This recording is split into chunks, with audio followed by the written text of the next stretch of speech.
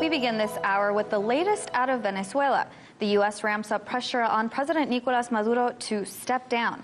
President Trump's national security team, along with Vice President Mike Pence, are planning more sanctions and are rallying U.S. allies to replace Venezuela's president with opposition leader Juan Guaido. Meantime, along Venezuela's border with Brazil and Colombia, clashes have resulted in 5 deaths and hundreds of others injured.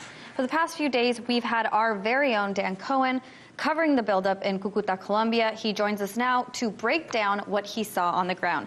Dan, on Monday, you just got back today, Vice President Pence traveled to Bogota to meet with self-proclaimed President Juan Guaido. You were right outside that meeting. What did you see? What was that like? Well, basically, Mike Pence, the entire Trump administration for weeks has been saying all options are on the table, a very thinly veiled reference to military action in Venezuela to depose President Nicolas Maduro. Juan Guaido has been saying that. He called for it yesterday at the Lima Group meeting.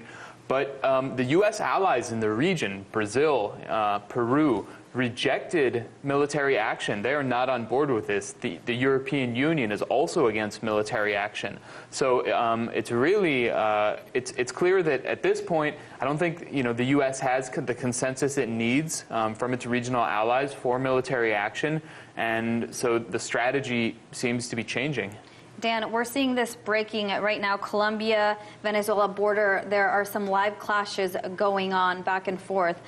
You were there just this weekend. If you can take a look on screen, you can see some of those clashes. You were there just this weekend. You got back today. What did you see over the weekend as far as the clashes, tear gas? What was going on? Well, this is all about, what the Trump administration says is humanitarian aid. Now, I was at the Tienditas bridge crossing, which we've all seen a lot of photos of, and the Trump administration has been demanding that the Venezuelan government open the border to let this so-called humanitarian aid in.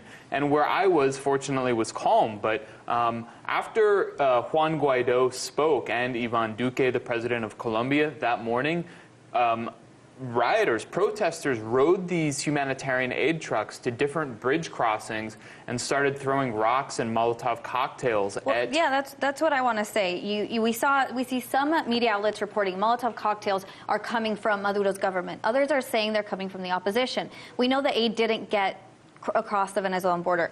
What happened to that aid? Well, I haven't seen any footage of anybody on the Venezuelan side using Molotov cocktails. Both sides were throwing rocks. Basically, there were protesters behind the Venezuelan government security forces, the National Guard, throwing rocks, and on the Colombian side. But the Colombian side was throwing Molotov cocktails, and one of the humanitarian aid trucks was actually set on fire. And we saw Marco Rubio, we saw a number of figures in Western media and politicians immediately blame the Venezuelan government and say and Juan Guaido, saying this is the Venezuelan government burning this humanitarian aid. But actually, all of the evidence, there's been video footage that's come out that shows the opposition protesters from the Colombian side throwing Molotov cocktails, and that's... Well, that's what right here, the clashes with the reports. I do want to bring up the concert. You were there during the concert. Do we know how much was raised? Do we know what came out of that? They have not said how much was raised. So we still don't know.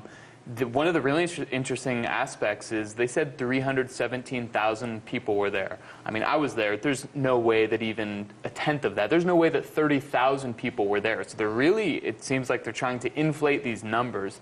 I think, one of the most interesting things I learned is actually I spoke to a priest who I met at the Tienditas bridge crossing, who's affiliated with the Colombian government, and his job is to give spiritual guidance to Venezuelan soldiers who are defecting to the Colombian side.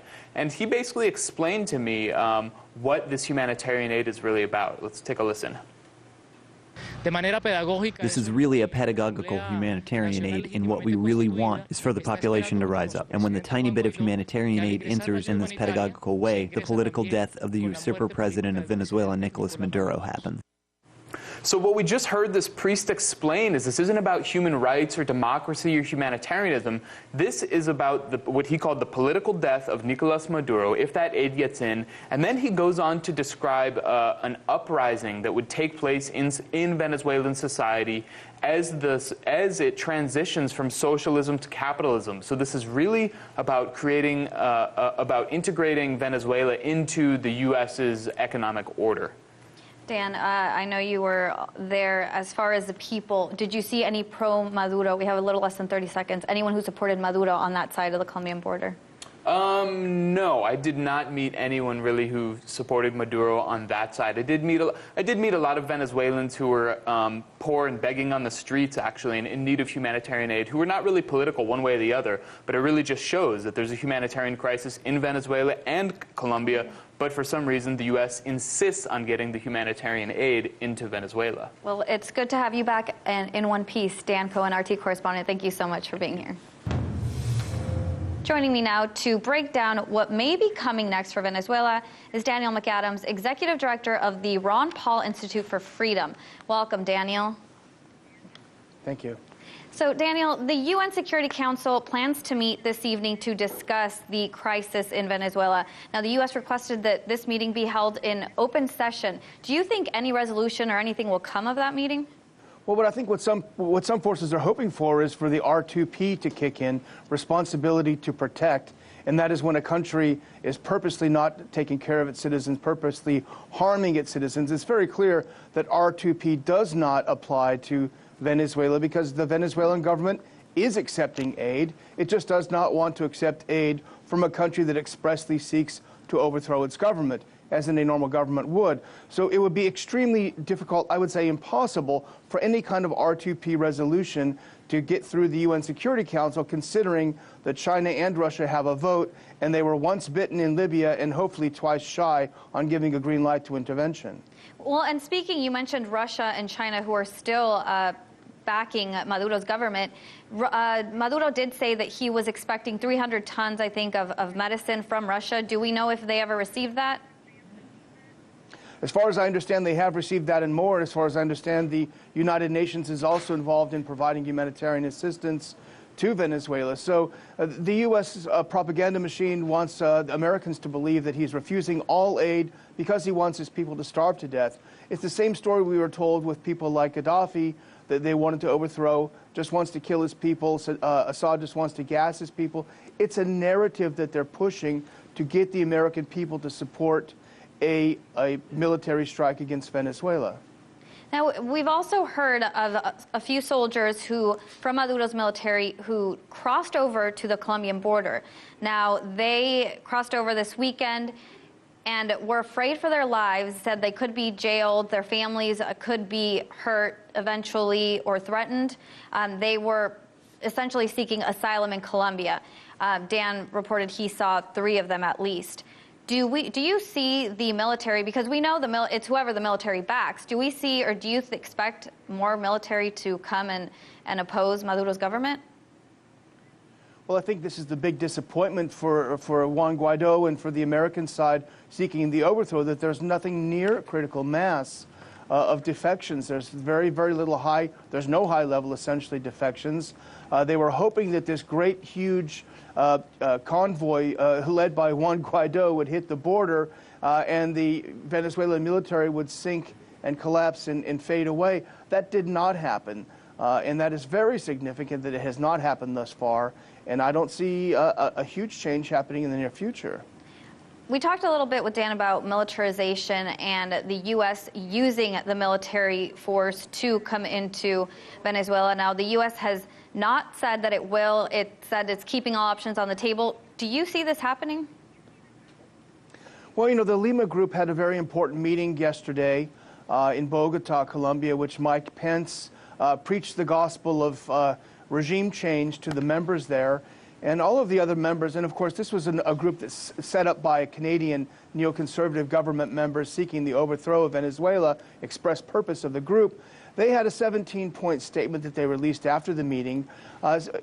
Probably about 16 of these points were how horrible Venezuela is and how horrible Maduro is, and they should have democracy in Venezuela, et cetera, et cetera.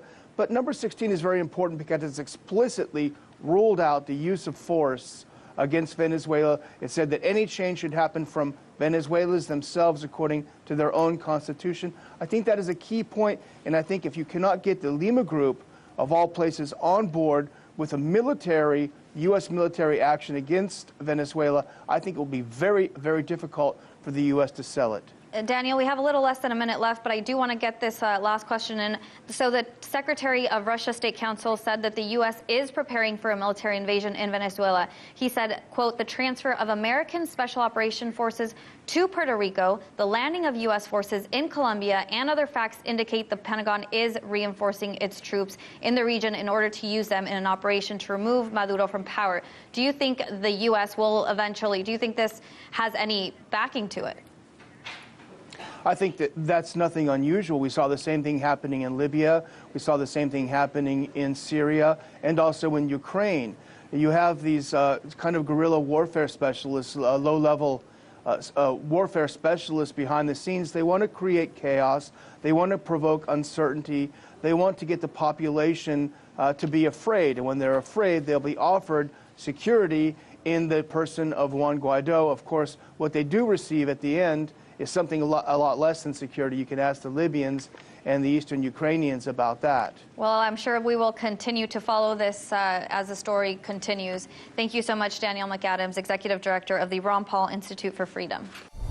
Hey YouTube, thanks for tuning in. We hope you enjoyed this last video. We have a ton more great content just like this for you.